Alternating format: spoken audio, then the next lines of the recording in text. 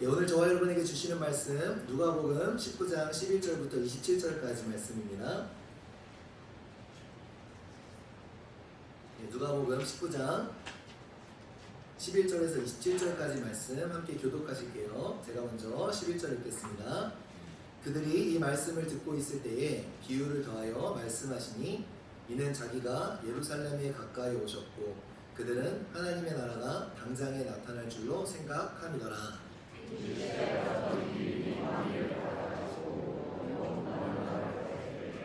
그족 열을 불러 은화 열 문화를 주며 이르되 내가 돌아올 때까지 장사하라 하니라.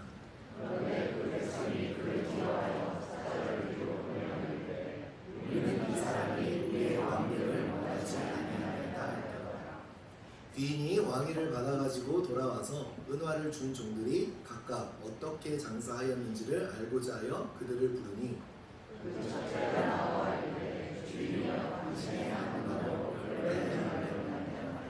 주인이 이르되 잘하였다 착한 종이여 내가 지극히 작은 것에 충성하였으니 열 고을 권세를 차지하라 하고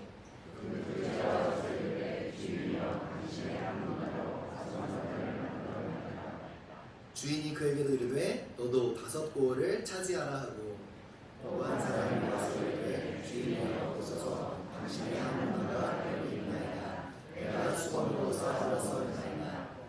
이는 당신이 엄한 사람인 것을 내가 무서워함이라. 당신은 두지 않은 것을 취하고 심지 않은 것을 거두나이다. 주인이 이르되 악한 종아 내가 내게 먹은 것을 심하나니 너는 내가 두지 않은 것을 취하고 심지 않은 것을 거두는 엄한 사람인 줄로 아느냐. 그러면 어찌하여 내 돈을 은행에 맡기지 아니하였느냐. 그리하였으면 내가 와서 그 이자와 함께 그 돈을 찾았으리라 하고 그는 자들에게 이르되 그러한 문화를 빼앗아 열 문화 있는 자에게 주라 하니 그들이 이르되 주여 그에게 이미 열 문화가 있나이다.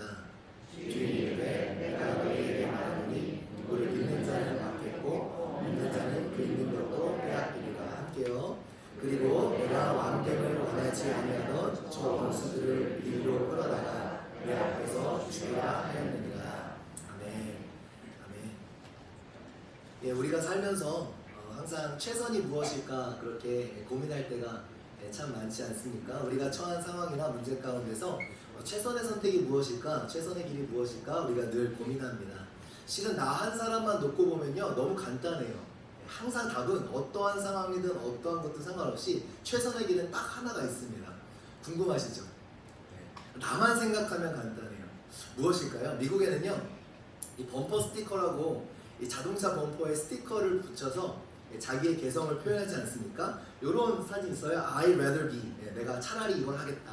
그러니까 교통체증에 이렇게 스떡돼 있을 때 이렇게 답답하게 스떡돼 있는 것보다 차라리 내가 좋아하는 이런 걸 할 수 있다면 이러한 표현을 하곤 합니다. 그래서 I rather be reading, I rather be fishing, hiking 이런 범퍼 스티커들을 붙이고 다니죠. 그런 생각을 해보았어요. 만약에 사도 바울이 21세기에 사역을 해서 저와 여러분처럼 차를 타고 다녔다면 어떤 범퍼 스티커를 붙이고 다녔을까요? 여러분은 그런 생각 잘 안 해요. 저는 엉뚱한 생각을 가끔씩 해봅니다. 사도 바울이 제 담임 목사님이었으면 정말 맨날 깨지지 않을까 그런 생각도 해보고요. 사도 바울이 만약에 운전을 하고 다니면 제가 하나 찾았어요. 이런 범퍼 스티커 잘 보이실지 모르겠어요. I rather be with Jesus. 난 차라리 예수님과. 왜냐 이거 굉장히 성경적인데요. 그도 그럴 것이 사도 바울이 빌립보서에서 이런 고백을 합니다. 감옥에 갇혀있는 사도 바울이요 빌립보 교인들에게 편지를 하면서 1장 23절에 이렇게 말을 해요. 우리 같이 한번 읽어볼까요? 내가 그들 사이에 끼었으니 차라리 세상을 떠나서 그리스도와 함께 있는 것이 훨씬 더 좋은 일이라. 그렇게 하고 싶구나. 그러니까 내가 둘 사이에 끼었다. 사망과 내가 죽어도 주를 위하여 죽는 것이고 살아도 주를 위하여 사는 것인데 이 사망과 죽음 사이에 끼어있는 이 스떡되어 있는 이것에서 정말 나에게 좋은 건 뭐예요? 내가 세상을 떠나서 그리스도와 함께 있는 것이 너무 좋을 텐데. 그러니까 우리 한 사람만 생각하면 어느 상황이고 상관없이 최선은 뭐예요? 이 죄 많은 세상, 슬픔 많은 세상을 빨리 떠나 그리스도와 함께하는 것이 저와 여러분에게 제일 좋은 건 아니겠습니까? 그렇죠? 아니요, 아직도 미련이 많으세요? 이 세상에 아직도 미련이 많으세요? 아니잖아요. 그죠? 나만 생각하면. 그런데 사도 바울이 똑같은 말을 해요. 24절에 이렇게 이야기합니다. 같이 읽어볼게요. 시작. 내가 육신으로 있는 것이 너희를 위하여 더 유익하다. 사도 바울이 자기만 생각하면 자기가 지금 당장 하늘나라 가는 게 제일 좋은 건데 누구를 생각하는 거예요? 자기를 통해 유익을 받아야 될 사람들, 아직 복음을 들어야 될 사람들. 다시 말하자면 이 땅에 남아있는 것이 무엇 때문에 남아있다는 거예요? 사명 때문에 남아있다. 나를 생각하면 하늘나라 지금 가는 게 제일 좋은데 내가 이 땅에 있는 이유는 내게 주신 사명 때문에 있다는 겁니다. 내가 아니라 그 사명은 누구를 향한 거예요? 다른 사람들의 유익을 향한 거라는 거죠. 사명은 항상 타인입니다. 자기 자신을 위한 사명은 없어요. 타인을 위한 사명이라는 거죠. 하나님께서 우리를 이 땅에 남겨두시는 이유도 똑같습니다. 내가 아닌 다른 사람들의 유익을 위해서 이 땅에 우리를 남겨두셨다는 거예요. 여러분 2002년도에 우리 선풍적인 관심을 모았던 책이 하나 있었죠. 혹시 기억나세요? 릭 워런 목사님이 쓰신 Purpose Driven Life, 목적이 이끄는 삶이라는 책이 굉장히 선풍적이었던 책으로 그렇게 출간이 되었습니다. 근데 이 책이요, 이 책에서 릭 워런 목사님이 어떠한 질문으로 시작하시는가? 우리가 이 땅에 있는 이유가 무엇입니까? 이 질문으로 시작해요. What on earth am I here for? 우리가 도대체 이 땅, 왜냐? 무슨 말이에요? 예수 그리스도 믿었으면 곧바로 천국에 가는 게 제일 좋은 거잖아요. 그런데 예수님께서 우리를 구원하시고 예수 그리스도를 영접했는데 왜 우리를 여전히 이 땅에 남겨두는가? 왜 곧바로 우리를 천국으로 데려가시지 않는가? 여러분 예배는요 천국에서도 가능하잖아요. 실은 천국에서 드릴 예배는 오늘도 참 우리가 은혜롭게 찬양하고 예배 드립니다만 비교가 안 될 거거든요. 예배는 차라리 천국에서 드리는 게 훨씬 나을 거 아니에요. 안 그래요 여러분? 이렇게 오늘 공감이 안 되는 눈빛으로 이렇게 바라보세요. 그렇겠죠?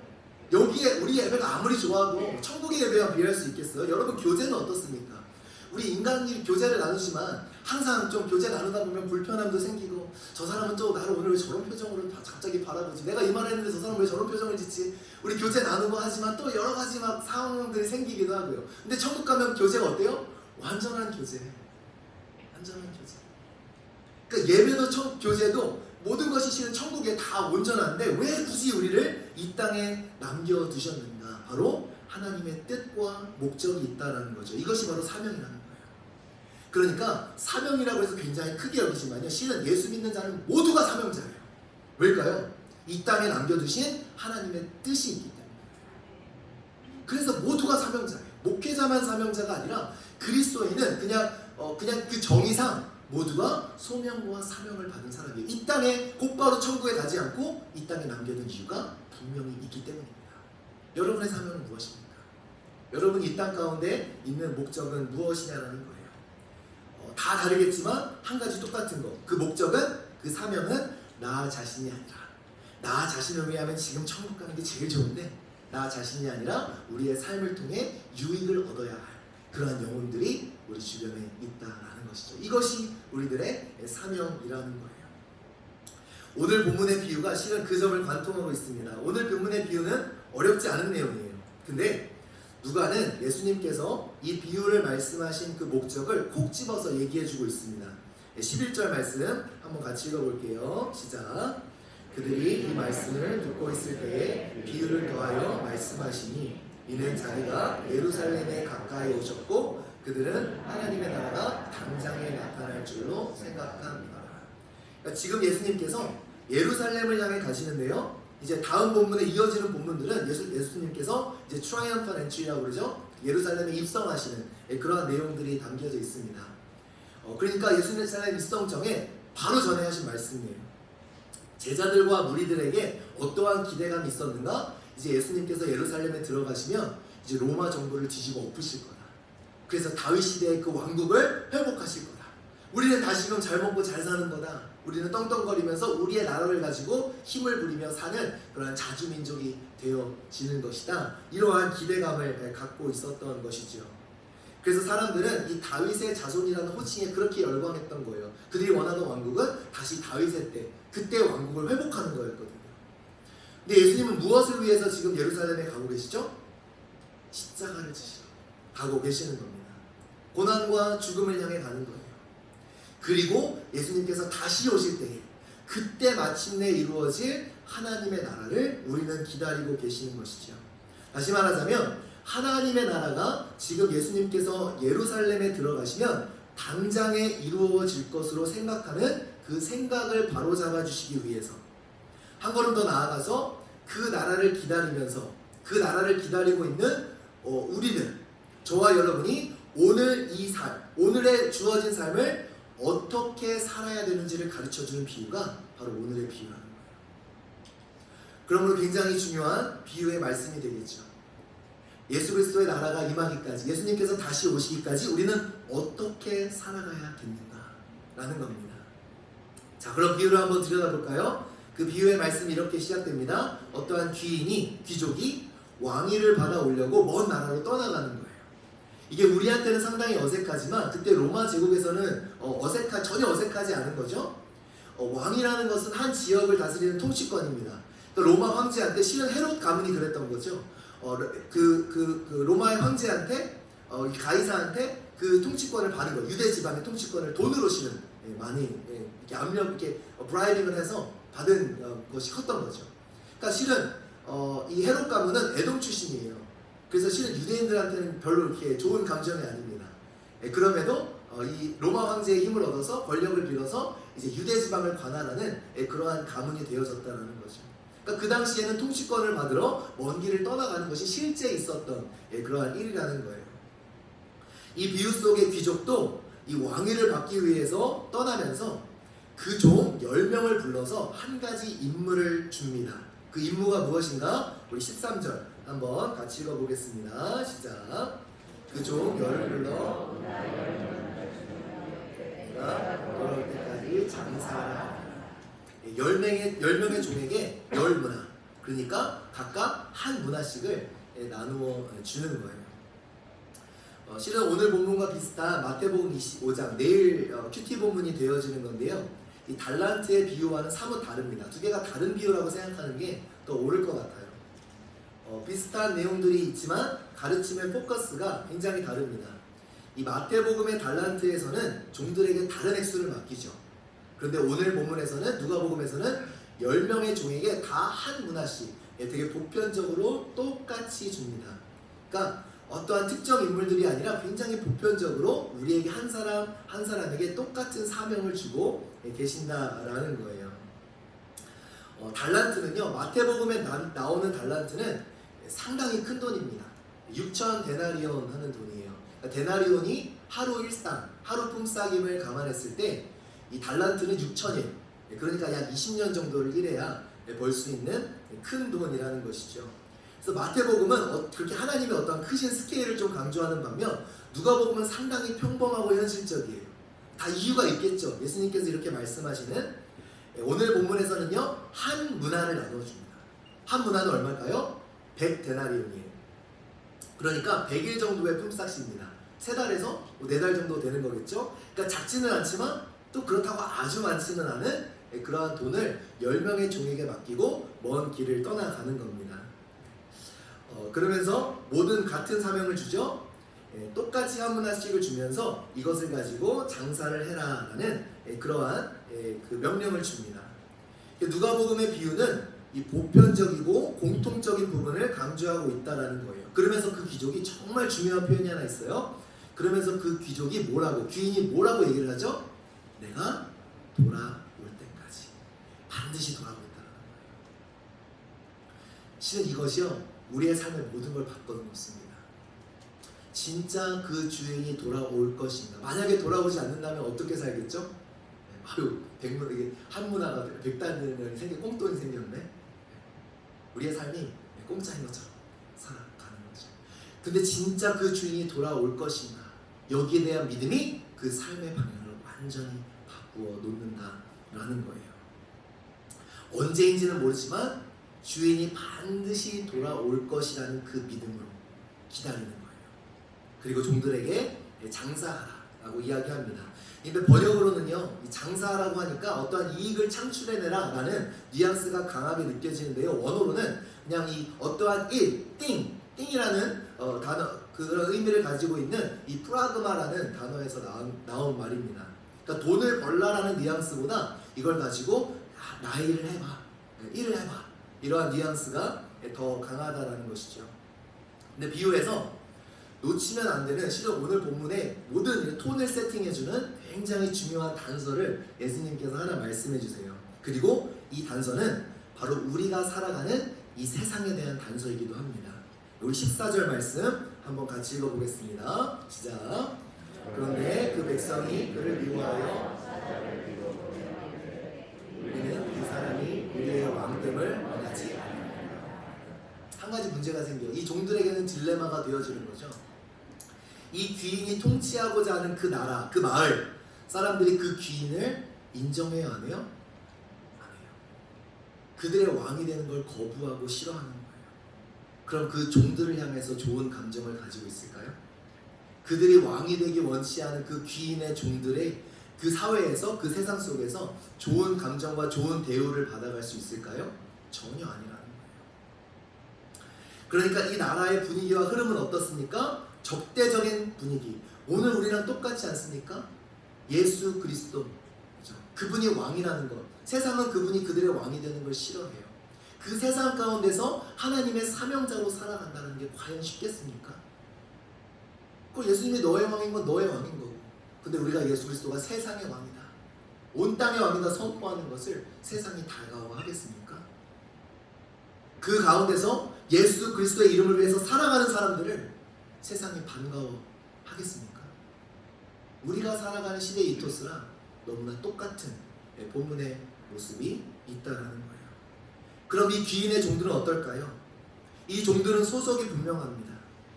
이 귀인에 속한 종들로서 장사하는 것이 쉬울까요? 장사는 땅 파서 하나요? 자기끼리 하나요? 밖에 나가서 자기의 주인을 싫어하는 사람을 대상으로, 그죠? 싫어하는 사람들을 대상으로 장사를 해야 되는 거예요. 그 마음이 얼마나 졸릴까요? 내 사랑하는 주인께서 주신 한 문화를 들고 이 세상의 한복판으로 나아가서 그 주인을 거부하는 사람들 속에서 이 한 문화를 가지고 어떤 마음으로 나갔을까요? 한번 돈 좀 벌어볼까? 좀 해볼까? 막막했을 거예요. 사람들 다 아는데, 내가 누구께 속해 있는 사람인지 다 아는데, 이 한 문화 잘못하다가 그냥 두들겨 맞고 뺏기면 어떡하나.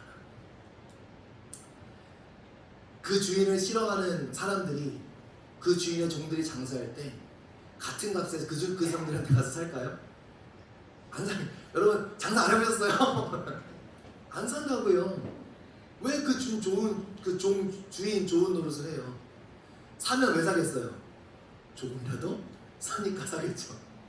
조금이라도 유익이 되니까. 같은 걸 싸게 팔려면 더 수고해야 돼요. 더 노력해야 되고, 더 뛰어야 되고, 덜 자야 되고, 더 서비스 잘해야 돼요. 예수 그리스도를 위해 산다는 것은 늘 손해보는 거예요.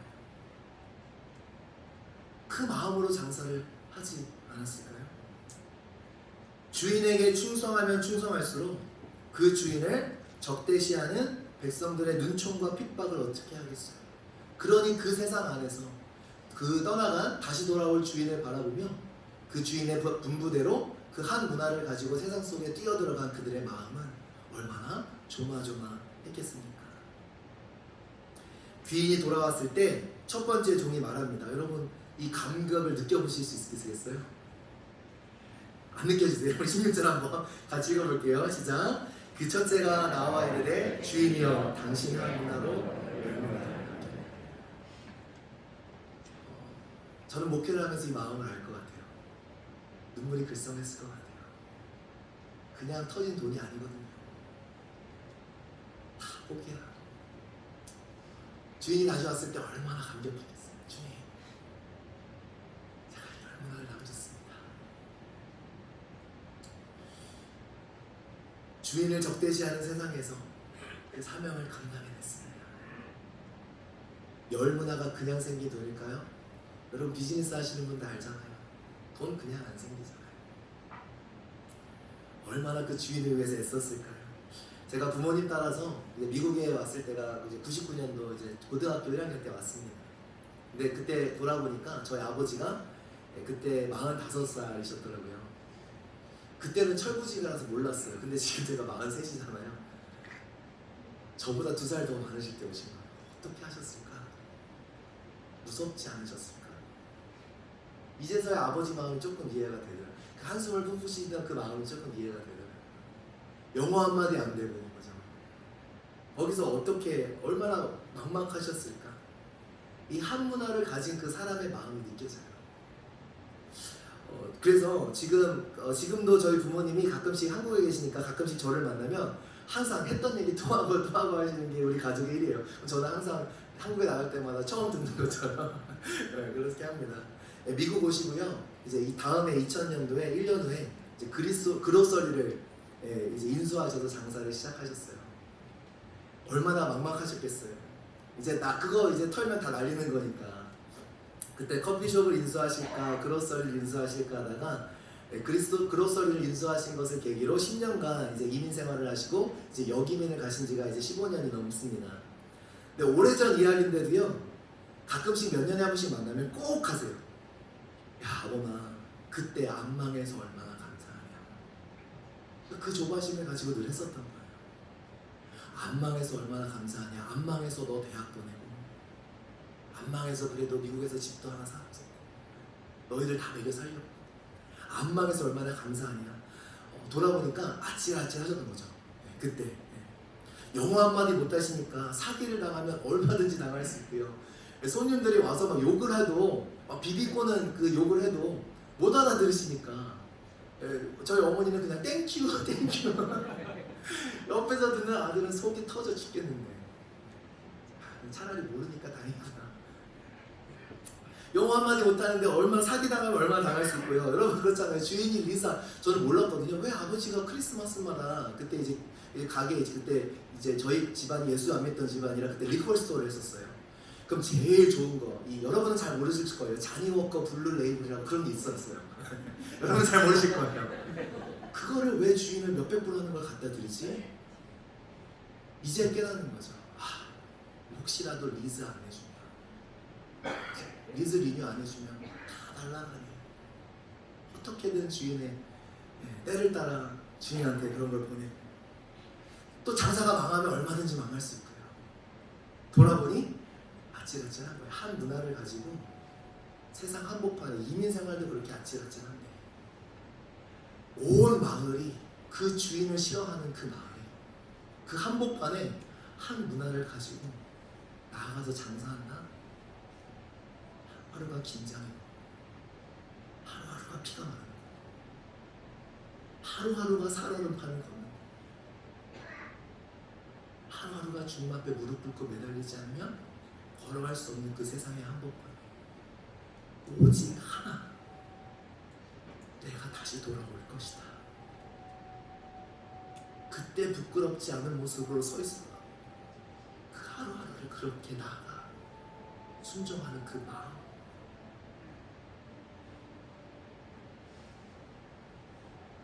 혹시라도 손해가 나면 안 되니까, 혹시라도 책 잡히면 안 되니까 얼마나 조심하고 얼마나 신중하고, 주인을 가뜩이나 주인을 싫어하는데 그 가운데서 주인의 명예를 떨어뜨리면 안 되니까 덤으로 하나라도 더 주라, 서비스로 하나라도 더 해내라, 얼마나 확실하게 일처리를 하려고 노력했겠어요.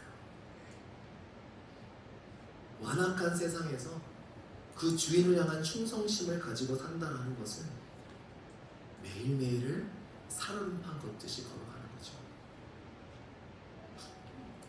마음 졸이고 고생스러운 시간의 연속 가운데 주님을 당했어요.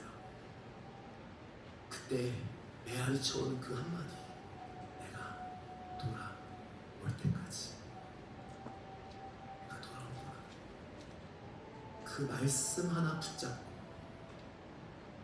세상 한복판으로 들어가 주님께서 하라는 일을 하는 것. 이 믿음을 예수 그리스도 다시 오실 때 보실 수 있겠는가?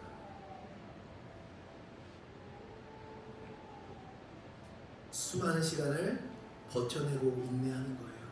오직 하나, 주님을 기쁘시게 하기 위해서. 이것이 열문화의, 그들이 남긴 열문화와 5 문나에 담긴 피와 땀입니다. 한 방에 터진 게 아니에요. 다윗이 골리앗을 무너뜨린 것도 우리는 한 방이었다고 생각하죠. 여러분, 물맷돌 5개 들고 그 거인 골리앗을 무너뜨리는데 아무리 강심장인 사람도 못합니다. 어디서 이러한 담대함이 나왔을까요? 실은 우리가 아직 알지 못하는 아주 작은 것. 그 다윗이 물맷돌을 들고 나갈 수 있었던 것은 갑자기 한 게 아니라요, 그 평생의 삶에 해온 거예요. 다윗이 사울에게 이렇게 이야기합니다. 우리 사무엘상 17장 34절 읽어보겠습니다. 시작. 다윗이 사울에게 말하되 주의 종이 아버지의 양을 지킬 때에 사자나 곰이 와서 양떼에게 새끼를 물어가면 내가 따라가서 그것을 치고 그 입에서 새끼를 건져내었고 그것이 일어나 나를 토하고자 하면 내가 그 수염을 잡고 그것을 쳐주리라. 어디서 시작된 거예요? 대단한 골리앗을 맞서기 위해 그 돌물맷돌을 든 게 아니라 양새끼 하나 구해내기 위해서. 그런 싸움을 싸우다 보니 골리앗이 나타났을 때도 물맷돌 들고 갈 수 있는 담대함이 생기는 거예요. 영혼 한 사람을 위해서, 양 하나를 위해서 목숨을 던지는 그 작은 것에 충성하는 다윗을 보고 하나님은 나라를 맡기시는 거예요. 그냥 맡기는 게 아니에요. 그냥 갑자기 돌물맷돌 가서 골리앗 쳐 죽였다고 그러신 게 아니에요. 중심을 보시는 하나님은 무엇인가? 외모를 보지 않고 중심을 본다는 건 뭐예요? 그 작은 양 한 마리라도 잃어버리지 않으려고 물맷돌과 그 짐승들과 싸워내는 그 충성, 영혼 한 명 살려내겠다는 그 충성을 보시고 하나님은 교회를 맡기시고 나라를 맡기시는 거예요. 작은 것에 대한 충성, 그냥 한 번에 5문화 10문화가 그냥 터지는 게 아니고 그 작은 충성들이 하루하루 그 작은 충성들이 반복되어 쌓인 것이 5문화고 10문화라는 거예요. 한 방은 없어요. 작은 것에 충성하지 않는 사람들은 큰 것에 충성할 수 없다라는 겁니다. 그 다윗의 순종은 양 한 마리를 지켜내는 그 목자의 마음으로부터 시작된 거예요. 그 목자로서의 작은 충성을 위하여 갈고 닦은 시간들, 그 노력들, 그 헌신들이 결국 한 나라를 골리앗의 손에서 구해내게 되는 거다라는 거죠. 이것이 마음의 중심입니다. 똑같은 칭찬을 예수님의 비유에서 그 주인이 합니다. 17절 말씀 같이 읽어보겠습니다. 시작. 주인이 이르되 잘하였다 착한 종이여 한 것에 충성하였으니 10 고을 권세를 차지하라. 여러분, 10문화가 큰 돈이겠죠. 아까 한 문화가 100일 치면 10문화는 1000일 치니까 한 3년 정도의 연봉이 되겠죠. 그런데요, 그 10문화가 암만 크다 해도 이해가 안 돼요. 10 고을을 차지한다. 아무리 10 문화가 많다 해도 10 고을의 권세는 비할 수가 없다라는 거예요. 두 가지를 말해주죠. 하나는 뭐예요? 하나님께서 그 한 문화를 가지고 그 종에게 하신 것은 무엇을 위한 거예요? 그 종을 열심히 부려먹어서 무엇인가를 얻으려고 하는 게 아니라 하나님이 우리에게 헌신시키고 순종시킬 때에는 그거와 비교할 수 없는 엄청난 축복을 이미 준비하시고 맡기신다는 거예요. 이 믿음이 없으면 왜 하나님 나를 이렇게 힘들게 하냐고, 왜 나를 이렇게 고생시키냐는 불평불만만 나오게 돼요. 하나님이 10문화라는 비교될 수 없는 10고을을 이미 준비하고, 여러분 비대칭이잖아요. 요즘 전쟁을 하는데 그런 뉴스가 뜨대요. 이란은 뭐 드론으로 하는데 그 드론을 막아내려고 미사일을 몇십억짜리 쓴다고, 비대칭이라고. 그런데 여러분, 우리는 드론 같은 헌신을 드리고 미사일 같은 축복을 받는다니까요. 비대칭이에요. 그러니까 우리를 부려먹으려고 하나님께서 헌신하라, 소명하라 주시는 게 아니라 누구를 위해 주시는 거예요? 우리한테 축복 주시라고. 근데 이걸 모르면 맨날 순종하면서 질질 짜면서, 그죠? 너무 힘들다고. 왜 나만 이런 고생을 해야 되는지 모르겠다고. 아니요. 좀 본문을 우리가 보면 뭐예요? 이미 우리를 위하여 준비하고 계시는 축복이 비대칭이라고요. 우리가 드리는 것과는 비교할 수 없는 축복을 하나님께서 주신다는 거죠. 상급을 주시려고 맡기는 거예요. 이것을 알면 인생을 대한 우리가 태도가 바뀌어지게 된다는 것이죠. 요즘 MZ세대가 많이 하는 말이 있대요. 회사 가면요, MZ세대가 하는 3가지 요가 있대요. 뭐예요? 여러분 혹시 아세요? 이걸요? 제가요? 왜요? 사람들 사이에서는 이해할 수 있어요. 부당할 수 있죠. 또 상사라고도 무조건 시키고 그러면 안 되잖아요. 부당한 거 시키면 안 돼요. 사람들 사이에서는 이해할 수 있어요. 그런데 하나님 앞에서는 절대 안 돼요. 왜요? 너무나 어리석은 거예요. 이미 예비하고 계신 하나님이 이미 준비하고 계신 그 열골 권세, 열분하고 우리가 헌신한 한 헌신에 비하면 비할 수도 없는 엄청난 축복을 우리에게 준비하고 계신데 왜요? 제가요? 이걸요? 이 순종을 왜 제가 해야 되냐고요? 이 사명을 왜 제가 감당해야 되냐고요? 너무 어리석은 거예요. 어리석은 거예요. 그러니까 열골을 주겠다는 건 뭐예요? 처음부터 주인의 목적은 돈을 그 사람으로부터 돈을 벌어 이미 열골 돈을 벌여내는 게 목적이 아니었던 거예요. 무엇이 목적이었어요? 충성의 목적. 그 종들의 충성이었습니다. 큰 것을 맡기기 위해서 작은 것들을 어떻게 하는지 주님을 보고 싶었던 거예요. 이것이 이 마음을 우리가 깨달아야 돼요. 저희 딸내미가요, 저희 막내딸 제가 참 이뻐하죠. 막내딸이니까. 근데 얼마 전에 저한테 시험지를 이렇게 보여주면서 수학 퀴즈를 봤는데 5문제가 나왔는데 한 문제를 맞췄어요. 한 문제 틀린 게 아니라 한 문제 맞췄어요. 그래서 보고 나서 속으로 잠깐 한숨이 나오려다가 한숨이 안 나요. 아유 우리 딸 잘했다. 그래서 하나 맞았으니까 와 하나 맞았다. 이렇게 멋쩍어 하더라고요. 네, 그런데 얼마 전에 교회에서 이제 일을 보고 있는데 문자가 띵 들어와요. 보니까 자기 엄마 핸드폰으로 자기 시험지를 찍었어요. 16개 나오는 이제 퀴즈가 아니라 시험이죠. 시험을 봤는데 100점을 받은 거예요. 그래서 그 시험지를 다 저한테 보여주면서 그것만 보내주면 참 감사한데 링크를 하나 더 보내줘요. 아마존 어카운트에 자기가 원하는 선물을 딱 네, 이렇게 뭐 책갈피를 만드는 크래프트 세트를 넣었더라고요. 10몇 불짜리. 아버지의 맛은 어때요? 그때 야 너 지난번에 하나 맞았잖아. 이런 아버지가 있어요? 아니요. 그 전에 하나 맞았던 건 다 까먹고 그 100점 받은 거예요. 사주고 싶고 해주고 싶고 못한 것 실수한 것은 다 까먹고 다 뒤로 하고요. 잘한 것 하나 가지고 칭찬하고 산주게 싶은 게 그게 아버지의 마음이에요. 이 아버지의 마음을 우리가 안 하는 거죠. 그래서 우리에게 계속해서 기회 주시는 거예요. 수많은 불순종에도 불구하고 그 불순종의 과거들은 다 주님께서 잊으시고 계속해서 기회를 주시잖아요. 오늘도 주시잖아요.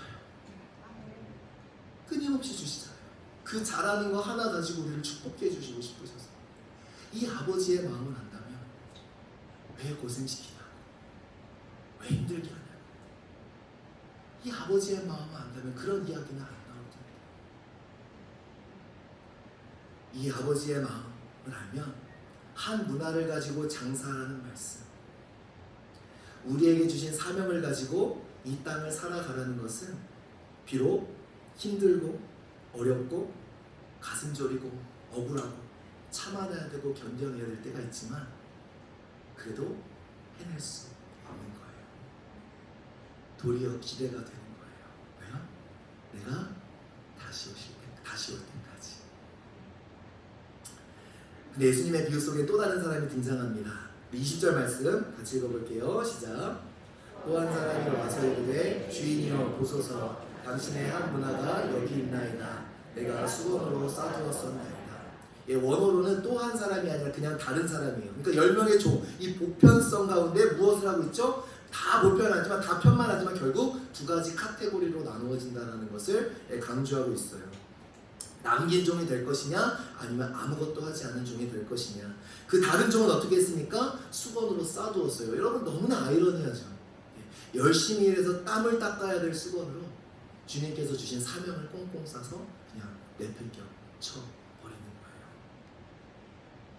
하나님께서 주신 소명과 사명을 그냥 꽁꽁 싸둡니다. 그런데 그 주인은 그 종을 무엇이라고 부르는가? 게으른 종이라 하지 않고 불충성한 종이라 하지 않고 어떻게 말하는가? 우리 22절 같이 읽어보겠습니다. 시작. 주인이 이르되 악한 종아 내가 내 말로 너를 심판하노니 너는 내가 두지 않은 것을 취하고 심지 않은 것을 거두는 엄한 사람인 줄로 알았느냐. 주인이 뭐라 그래요? 악한 종이다. 악한 종. 충성에 맞는 말은 악함이에요. 왜일까요? 왜 이 종은 수건으로 둘둘 싸두었을까요? 어쩌면 이 주인이 왕위를 가지고 다시 오지 않을 거라고 생각하는 그 세상의 말에 귀를 기울였을지도 모르겠어요. 설사 다시 오시라는 그 왕의 말을, 그 귀인의 말을 믿었다 할지라도 자기의 주인을 거스르는 이 세상 속에서 그 주인의 종으로서 살기를 외면했던 거죠. 그게 차라리 편하니까. 근데 주님은 그것을 어떻게 부르세요? 악하다라고 부르시는 거예요. 우리에게 보여주신 삶이 있는데, 우리가 감당해야 될 소명이 있는데, 그것을 수건으로 돌돌 싸서 행개쳐 넣는 것을 연약하다 하시지 않고 악하다 하십니다. 충성은 능력의 문제가 아니기 때문이에요. 충성은 내가 누구를 위해서 살고 있느냐의 문제이기 때문입니다. 창세기에 노아의 이야기가 나오죠. 정말 특이한 것이 있어요. 제가 철이 없을 때, 신앙적으로 철이 없을 때 하나님께 참 그랬어요. 하나님 너무하십니다. 노아 같은 의인을 구원하셨으면 방주를 좀 만들어 주시지. 100년이 넘는 시간 동안 그 고생을 시키십니까? 하나님께서 노아에게 주신 건 블루프린트만 주셨어요. 재료 하나 안 대주셨어요. 다 나가서 가져오게 하시고, 깎게 하시고, 다듬게 하시고. 그걸 여러분 100년 동안 하실 수 있겠어요? 어떤 사람이 그걸 100년 넘게 할 수 있을까요? 제가 이것을 깨닫지 못했을 때는요, 하나님이 노아한테 할시하다고 생각했어요. 그런데요, 이게 할시한 게 아니더라고요. 목회를 해가면서 알게 되었어요. 말씀을 전하는 한 번 한 번이 힘들지만 말씀을 전하면서 누가 살아나는 거 아세요? 하나님께 제가 항상 목회하면서요, 자꾸 목사님마다 찬양 인도를 저한테 시키셔서 한 번은 행정하고 교육부 하면서 찬양 인도를 한 번이 아니라 몇 교회에서 그랬어요. 하나님 하나만 하고 싶어요. 근데 진짜 고난의 시기에 억지로 메고 억지로 찬양하던 그 기타 찬양 소리가 저를 살려내더라고요. 말씀을 전하면 제가 제일 먼저 나가요. 오랜 시간 동안 풀리지 않는 고민, 왜 노아에게 그것을 다 하게 하셨을까? 목회를 하면서 깨달았습니다. 노아가 100년이 넘게 포기하지 않은 것, 반드시 심판이 임할 것이다 라는 믿음이 없이는 할 수 없어요. 그렇죠? 그러니까 노아가 그거를 만드는 동안에 반드시 심판이 임할 것이다 라는 믿음이 없으면 노아는 방주를 짓는 일을 할 수 없는 거예요. 무엇을 잊지 말라고? 노아에게 직접 하게 하시는 거예요. 반드시 임한다. 그 날을 바라보며 하루하루를 살아가는 것. 머리에 그냥 생각이 아니라 실제로 삶으로 하루하루를 그 방주로 인하여 구원받을 그 날을 바라보며 하루하루 땀 흘리고 피를 뿌리게 하는 것이, 땀과 수고를 하게 하는 것이, 그것이 할시한 게 아니라 그것이 노아를 살려내는 것이다. 목회하면서 이것을 깨달았어요. 그리고 그 사명, 100년에 넘는 시간 끝에 그 방주는 결국 노아를 구하는 방주가 되어지는 거죠. 하나님이 손이 짧으셔서 저와 여러분한테 비시나요? 제발 이것 좀 해달라고. 아니에요. 우리를 위한 거예요. 우리를 위한 거예요. 이 세상처럼 취해서 살지 말아요. 반드시 내가 돌아올 때까지 그 말씀을 기억하면서 사명자로서 사는 것이 우리를 살려내기에, 저와 여러분이 무슨 대단한 게 있어서 정신 차리고 살겠어요. 그렇죠? 그래서 저는 참 감사해요. 저는 새벽 기도 늘 하면서 참 희한한 게, 왜 나오시나요? 저는 나와야 됩니다. 그래서 저는 알아요. 제가 목회를 안 했으면 얼마나 해이해지고 제가 목회를 안 했으면, 그러니까 제가 여러분한테 큰 소리 치면서도 항상 마음속에는 미안한 마음이 있어요. 실은 나는 목회 안 했으면 정말 그냥 꽝인데, 목회를 하니까 이런 건데, 목회 안 하는 여러분들한테 막 큰 소리 치면 어쩔 땐 미안해요. 내가 만약에 그 자리에 앉아 있으면 나는 제일 꼴찌일 텐데. 근데 목회가 저를 살려내는 거예요. 여러분의 사명이 여러분을 살려내는 거예요. 하나님이 능력이 부족해서 그것을 맡긴 것이 아닙니다. 마지막 때까지 우리가 무엇을 위해서 살아가야 되는지를 잊지 않게 하기 위해서 저와 여러분을 묶어두시는 것이 바로 사명이라는 거예요. 그러므로 오늘 그 하나님의 마음을 알아 우리가 불평하지 말고 오늘도 기회를 주실 거예요. 끊임없이 기회를 주실 거예요.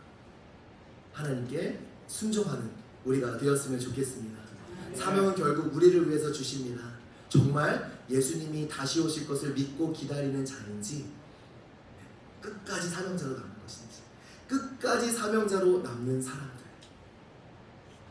오늘 우리가 무엇을 그리고 어떻게 해야 되는지 그 삶의 모습과 태도를 정해주는 것이라는 거죠. 고생스럽고 마음을 졸이고 버겁고 그 와중에서도 오직 우리를 붙드는 한 가지 무엇입니까?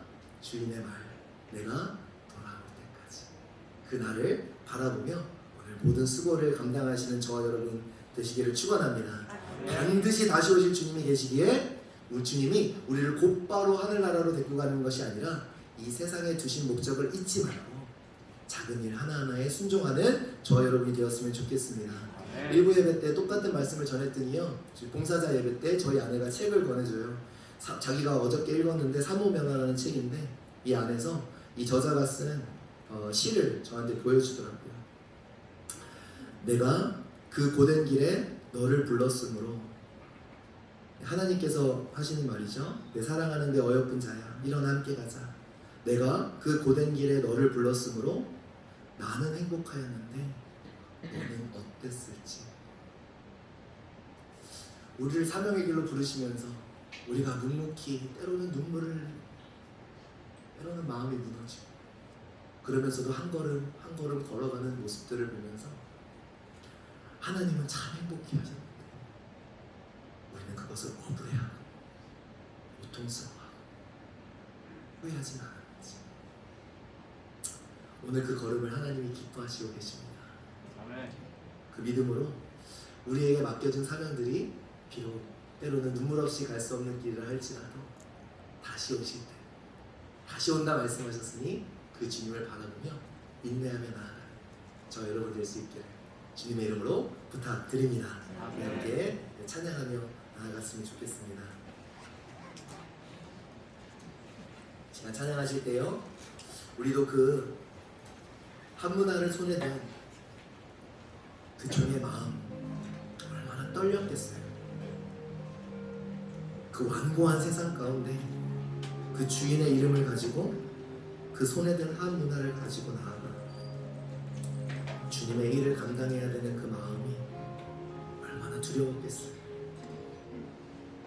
그러나 주의 주되심을 나타내고 다시 오시라는 주의 약속의 말씀 하나 붙잡고 걸어가는 것, 그것이 믿음의 걸음입니다. 여기 자리에 일어나셔서 찬양 고백하실 때에 우리 그 한문화를 가진 종들의 마음으로 함께 고백했으면 좋겠습니다. 내 손에 들려있는 지팡이 사용하셔서 주님만이 주 되심을 나타내소서. 맡겨주신 사명을 감당할 힘을 주시고 주 이름만 높이게 하소서. 완악한 세상에서 믿음을 지키는 자로 선하신 주 의지하여 살게 하소서.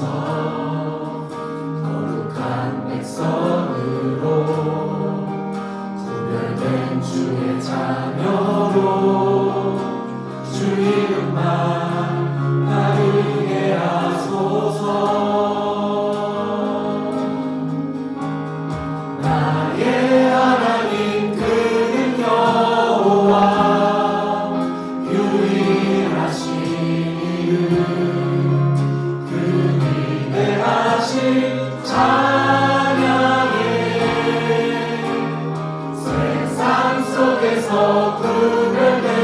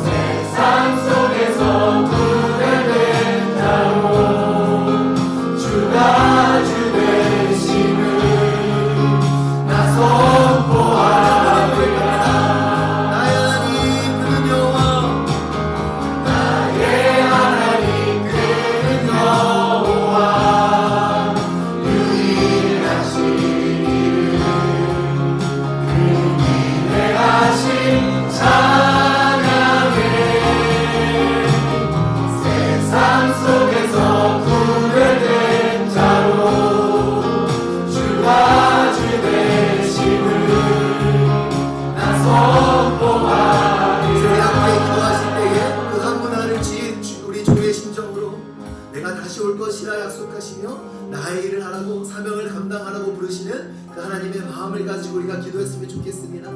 주님을 반기는 세상이 아니라 이 완악한 세상 가운데서 주님을 거부하고 주님을 싫어하는 이 세상 가운데서 사명자로 소명자로 살아간다는 것이 너무나 쉽지 않지만, 그러나 눈물을 머금고 때로는 아픔을 감수하며 나가는 그 삶 가운데, 그 걸음 가운데 오직 주님 앞에 다시 오실 그 주님을 바라보며 신실한 종으로 남아있을 수 있도록 인도하여 주시옵소서.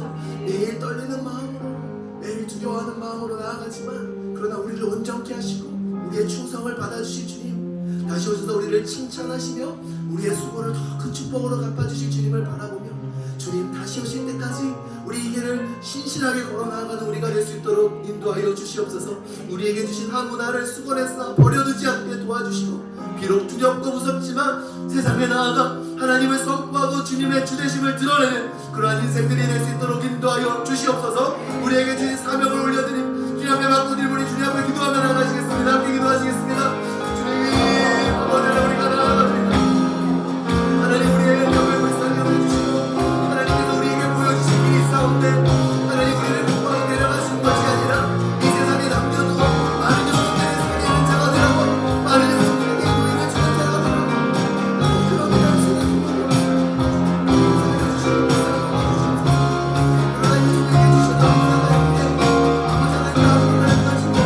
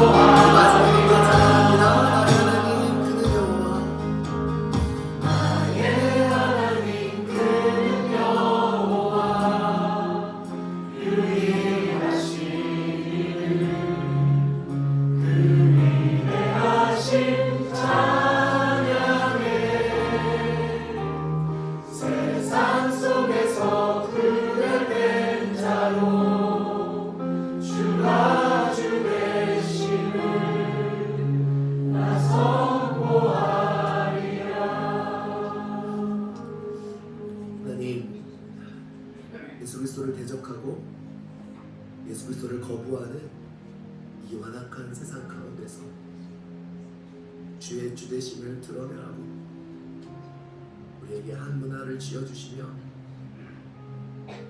지금 당장 천국에 가는 것이 가장 좋지만 이 땅에서 잠깐의 시간을 사명자로 살게 하신 그 주님의 부르심을 다시금 돌아봅니다. 주님께서 손에 쥐어주신 그 한 문화를 가지고 내가 어떻게 주를 섬겨야 될지 주님 다시 오실 때 부끄럽지 않은 모습으로 주를 맞이해야 될 텐데 가슴을 조아리며 조마조마하며 갈 길을 모르는 사랑하는 주의 자녀들을 불쌍히 여겨주셔서 그러나 주님께 순종하는 마음으로 용기를 내어 걸어가는 그 걸음마다 축복하여 주셔서 우리 사랑하는 주의 권속들이 걸어가는 걸음을 통하여 하나님의 주되심이 나타나고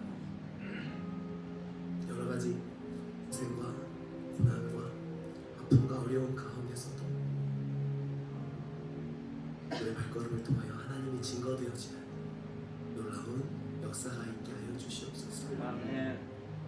그 열문화를 들고 주님 다시 오실 그때 그렇게 기뻐하였을 모습이 우리의 모습 되게 하여 주시옵소서. 아멘. 많은 실수와 많은 허물이 있지만 그러나 또 기회를 주시며 또 기회를 주시며 우리가 순종할 때에 주고 싶으신 축복을 예비하고 계시는 그 아버지의 마음을 알아 오늘도 우리에게 당한 그 사명을 고생이라 생각하지 않고 주를 위해 아낌없이 걸어갈 수 있는 그런 마음을 우리 가운데 허락하여 주시옵소서. 하나님께서 나는 너의 모습을 보면서 참 행복하였으니 너희는 어떨까? 우리도 행복하다고 주님 앞에 그렇게 고백할 수 있는 그런 걸음들이 될 수 있도록 인도하여 주시고 하나님 다시 오실 날을 기다리며 오늘도 사명이 그냥 목을 조르는 것이 아니라 사명이 우리를 살려내고 있음을 바라보며 감사함으로 감내해가는 그러한 귀한 주의 자녀들이 다 될 수 있도록 붙잡아 주시옵소서. 아멘. 감사합니다 주님. 감사합니다. 우리를 불러주셔서 감사합니다. 주를 위하여 쓰임받게 해주셔서 감사합니다. 다시 오실 주님에 대한 소망이 있어 이 완악한 세상 가운데서도 믿음을 지키며 살 수 있도록 인도해 주시면 감사합니다. 그 믿음을 끝까지 잃지 않도록 주님 우리를 붙잡아 주시옵소서. 아멘. 이제는 우리 주 예수 그리스도의 은혜와 하나님의 사랑과 하나님의 내주 교통하심이 한 문화를 가지고 두렵고 떨리는 마음으로 세상에 나아가 그러나 나의 걸음을 통하여 하나님이 증거되기를 간절히 소망하며 나아가는 주의 자녀 머리머리 지금부터 영원토록 함께 하시기를 간절히 축원하옵나이다.